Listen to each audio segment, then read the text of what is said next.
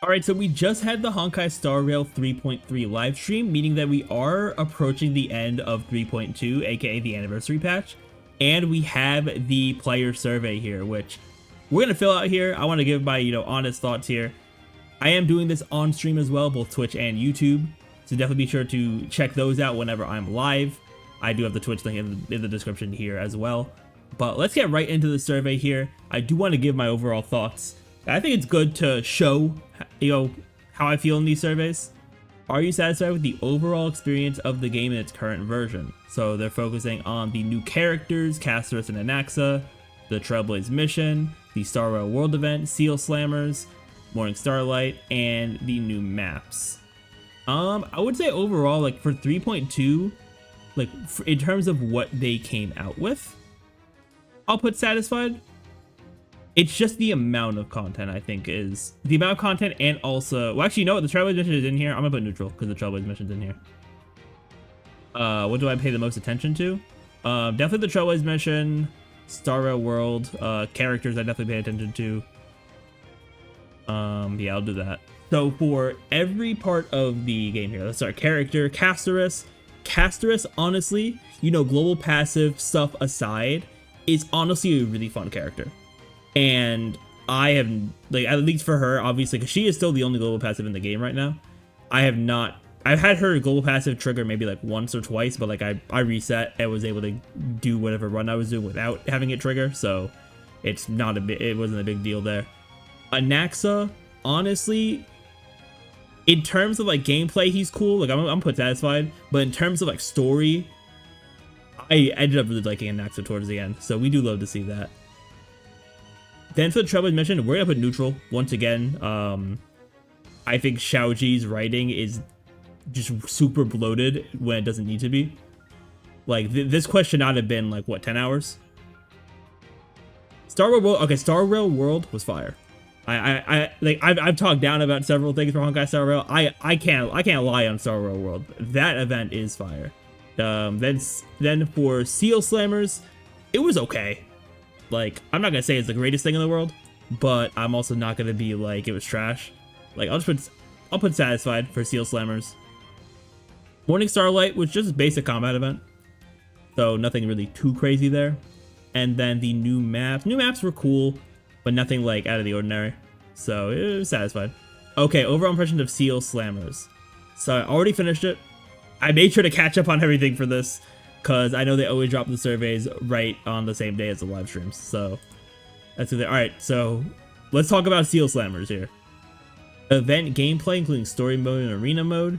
Okay, overall, I'm gonna go neutral. I didn't, like, the gameplay itself was fine. I didn't care for the story in the event at all. I'm just gonna keep it real. I did not care for the story. Oh, no. Story's its own separate question. Okay, so we'll do satisfied there. Story performance effects, we're going to go neutral. Actually, no, I'll go unsatisfied. Like, I could not care less about the story in the event. I'm gonna keep it real. How refreshing was it? I mean, the gameplay was cool. I'll put neutral. Rule tutorial clarity, yeah, it was pretty clear on what to do. Rewards were fine for an event. I think they gave a good amount there. And then time and effort, it took me like an hour, which I think is fine for an event. Especially for an event that's supposed to be, well, I would say Seal Slammers is probably like the version event, not including the anniversary stuff. Because I think in terms of anniversary, like Star Rail World is the like version event, but outside of the anniversary stuff, I feel like it's Seal Slammers. Alright, main gameplay of the Seal Slammers event centers around battles between seals, where players drag and launch seals or bubbles with unique abilities to plan routes, collide, and attack each other. How would you rate your overall experience with the gameplay? For that, the overall gameplay here, I'm gonna say satisfied. I think they did a good job at making like a game that's simple, yet you can have some depth to it based on like the buffs, based on the like effects of the different seals you choose. So I think the game has potential. And it also gave different maps, which is cool, like having spikes, having like the bumpers. So, like, it has potential if it's developed more. So, I'll give it satisfied. Alright, then, what is your feeling with the following aspect of Seal Slammers event storyline and progress experience? So, on the story itself, unsatisfied, because I'm not a fan of story. The narrative performance effects, bro, there were no performance effects in the story. Like, No performance events, no voice acting really. Like it was not great. An overall experience. Okay, map teleportation wise, I think it was fine. So that'll put neutral. All right, regarding the story content of Seal Slammers, how much do you agree with them? Event plot is interesting. No, it is not. I'm gonna keep it real. No, it is not. Clear and easy. I mean, sure, it's clear and easy to understand, but it's not good. I love how because now I'm like trashing the Seal Slammers events like story. Now it just keeps asking me about the story for it. Dang, there has to be specific like dialogue questions. Okay. All right, Trailblazer journey through the competition.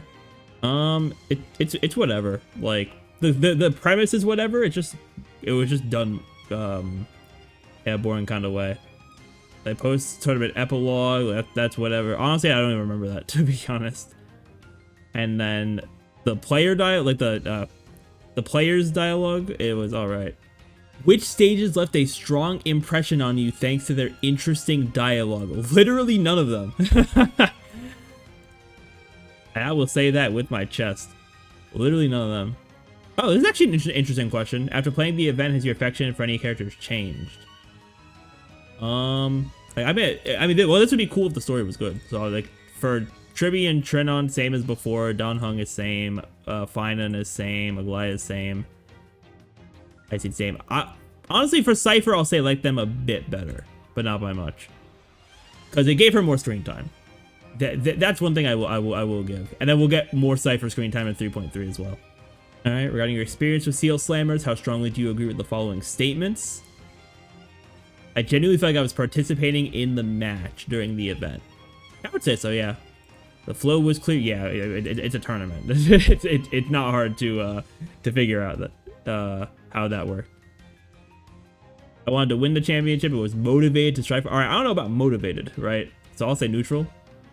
Stress-free and relaxing. Sure, because it was just kind of whatever. And the music and sound effects fit the Seal Slammers theme. Yeah, it did. No, I will give it that. How interested are you in the following themes and content of the Seal Slammers event? Okay, the overall game. Okay, the overall gameplay, like I think it's fine. I think it's good. I'll give it a 4. And then the whole like battle theme thing for the story, I'll give it a 3. Like it's not great, but it's not like I can't say it's awful. They really just want to know my thoughts about Seal Slammers. Because as soon as I said that Seal Slammers was the worst part of the patch, they're like, all right, let's talk about it. So which content in Seal Slammers made a strong and fun impression? Definitely not the dialogue. Absolutely not. The abilities and effects, yeah, I do like that. Definitely not the storyline. The blessings, sure, because that's gameplay related. Yeah, the stage terrain effects were cool. The game, yeah, anything with the gameplay.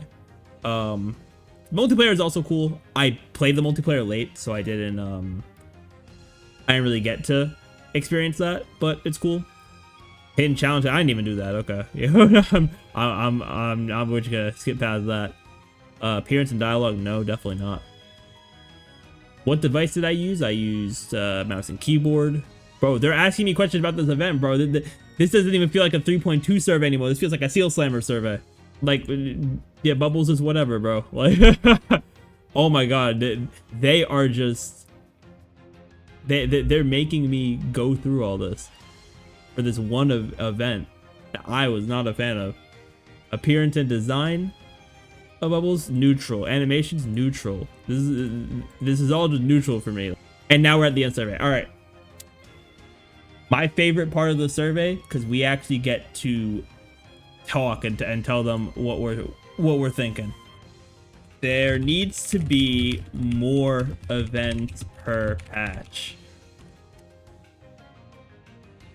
And since we just saw the live stream for 3.3, we know it's coming in 3.3. So I'm gonna say 2 events and a Divergent Universe update is not enough content to keep players engaged for the whole patch after they clear the story.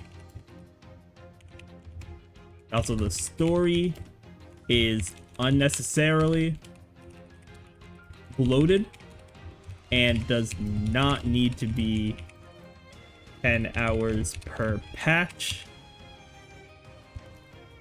a shorter story around, like, I'll say around like 5 hours with a higher quality storytelling would be much better for players. All right, what else do we need to say? Lastly, please do not fumble the Fate collab. We can't have that. Absolutely not. Absolutely not. All right, let's admit that.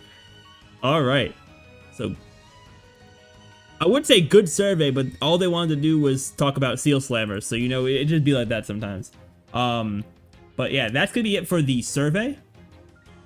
I appreciate y'all for watching. If you enjoyed and want to see more videos from me, be sure to hit that subscribe button. But I will see you all next time.